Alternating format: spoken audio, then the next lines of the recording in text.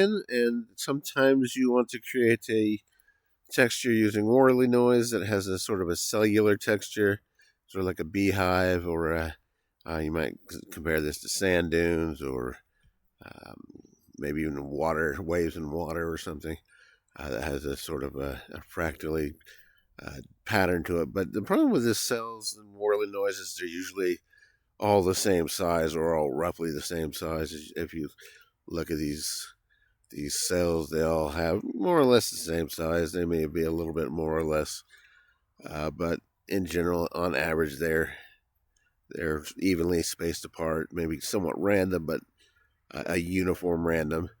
And sometimes you want something a little bit less random than that. And maybe you want something like this, like the sand dunes, where you have these big dunes, then you have these smaller areas where the details are more fine, and there's a higher frequency in the detail in some areas than in others. And this is not a hard thing to do, but we don't have a filter specifically that does that. So we're going to go ahead and create one. And this is what we created. If you invert this, you'll see what I'm talking about. You have some big cells and some little cells. I started with just a noise pattern like this, and that's easy to create. I'll use something like the, let's see, maybe probably the specs would be a good starting place. Maybe render this at different scales, like this and this. Sometimes if you can't stamp something down conveniently, there's a stamp mode that will let you stamp a single instance of something like that. But we're just going to create this at different scales, like this. Remember, you have like a rotation control here and some other things if you want to make it more varied. But anyways, that's a pretty good start. I'm going to go to filter and adjust threshold just so we can turn this into a black and white.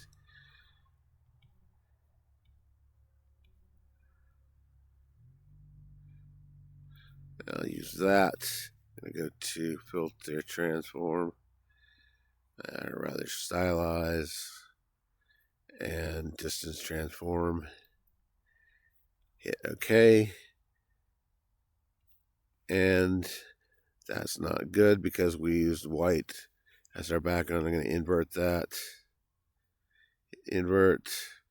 Do that again. Filter, stylize, distance transform. Hit OK. And there you go. So now we have these cells. Some of them are real big and some of them are real small and close together. Let me invert this. And you can see how that cellular pattern has a lot more variation in it than the regular whirly noise. I'm going to go into 3D Designer, and we can visualize this. Like you see here, we have these really big dunes, we have these medium-sized ones, and these really close together ones.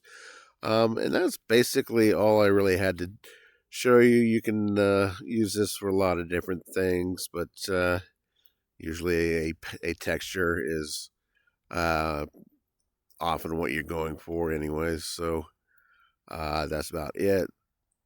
And I'll talk to you later. Thanks for watching, and ta-ta for now.